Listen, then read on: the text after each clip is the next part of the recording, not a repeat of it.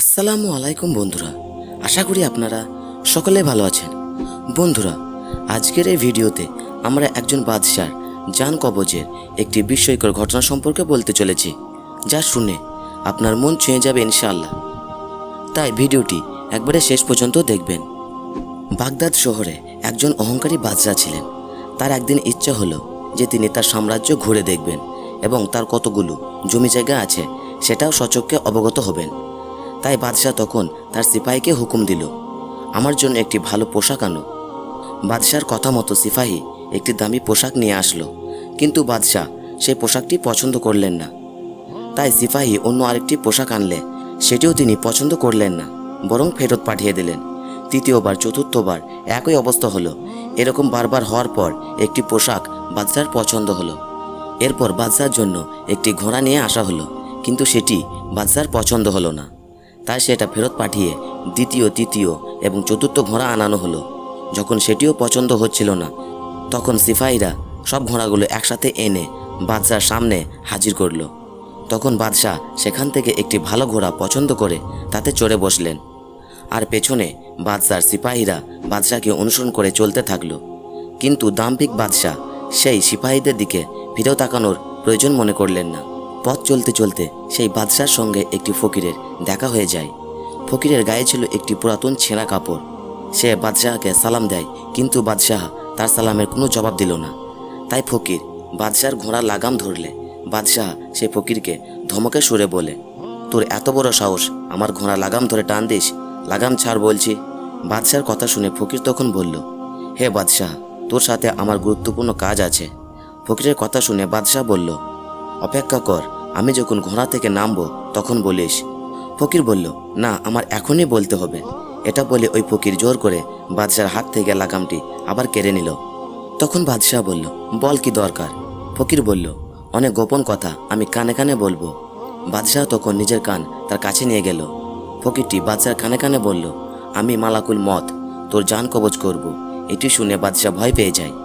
তার চেহারা ফ্যাকাশে হয়ে যায় এবং কেঁপে কেঁপে বলল, আচ্ছা, আমাকে কিছু সময় দেওয়া হোক, যাতে আমি বাড়ি গিয়ে আমার সব সম্পদ ঠিকঠাক করতে পারি, বাড়ির লোকজনের সাথে শেষ দেখা করতে পারি। বাদশার কথা শুনে মালাকুল মত তখন বললেন, একদমই সময় নেই, তুই আর কখনোই তোর বাড়ি আর সম্পদ দেখতে পাবি না। এটা বলে ওই বাদশাহ রুহ কঠিনভাবে কবজ করে নেই, আর সেই বাদশাহ ঘোড়ার পিঠ থেকে লাকড়ির মতো নিচে পড়ে মারা যায়। এরপর ওই ফেরেশতা মালাকুল মত একজন নেক ইমানদার ব্যক্তির কাছে যায়। সে নেক বান্দাও কোনো একটি সফরে যাচ্ছিলেন। মালাকুল মত তার কাছে গিয়ে তাকে সালাম দেন। সেও সালামে জবাব দেন। মালাকুল মত তাকে বলেন, আমি তোমার কানে কানে একটি কথা বলবো। ইমানদার ব্যক্তিটি বলল, জি, অবশ্যই বলুন। মালাকুল মত তখন তার কানে কানে বললেন, আমি মালাকুল মত, তোমার রুহ কবজ করতে এসেছি। তখন ওই ইমানদার ব্যক্তিটি বললেন, অনেক ভালো করেছেন, আপনাকে অনেক মোবারক। আমার কাছ থেকে যারা দূরে থাকে তাদের সাথে দেখা হওয়ার এতটা ইচ্ছা ছিল না যতটা ইচ্ছে আপনার সাথে দেখা হওয়ার। ফেরেশতা তখন বললেন, তুমি যে কাজের জন্য বাড়ি থেকে বেরিয়েছো তা তাড়াতাড়ি শেষ করে নাও। মালাকুল মতের কথা শুনে ওই ব্যক্তি বলল, আল্লাহ তাআলার সাথে দেখা করার থেকে কোনো বড় কাজ আমার নেই। তার কথা শুনে ফেরেশতা বলল, তুমি যে অবস্থায় মারা যেতে পছন্দ করবে আমি সেই অবস্থাতেই তোমার রুহ কবজ করব। মালাকুল মত এর কথা শুনে ওই ব্যক্তি বলল, আপনি কি এ ব্যাপারে নিশ্চিত? তখন ফেরেশতা বললেন, হে আল্লাহর বান্দা, আমাকে একটা হুকুম দেওয়া হয়েছে যে তোমার ইচ্ছাকে প্রাধান্য দিতে হবে।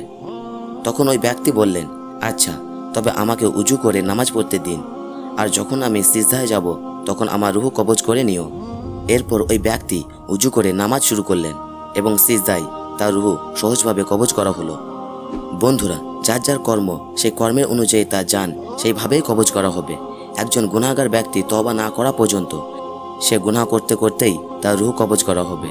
আর অন্যদিকে একজন সৎ কর্মশীল ব্যক্তি যে সব সময় ইস্তেগফার করে, আল্লাহর ইবাদত করে, আল্লাহর সন্তুষ্টির জন্য ভালো কাজ করে, সেই ব্যক্তির ওই অবস্থাতেই রুহ কবজ করা হবে।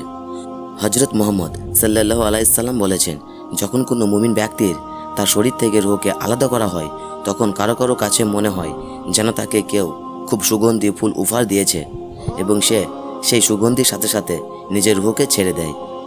আর কারো কারো কাছে এমন মনে হয় যে কেউ রেশমি কাপড় কাঁটায় বিধিয়ে সেটাকে জোরে টেনে বের করার চেষ্টা করছে। তাদের এতই কষ্ট হয় যে পৃথিবীতে বিশৃঙ্খল করা এবং আল্লাহর নিয়ামতকে অস্বীকার করার পাপ ভোগ করতে শুরু করে।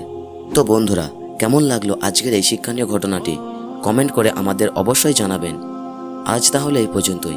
আপনারা ভালো থাকবেন, সুস্থ থাকবেন। আল্লাহ হাফেজ।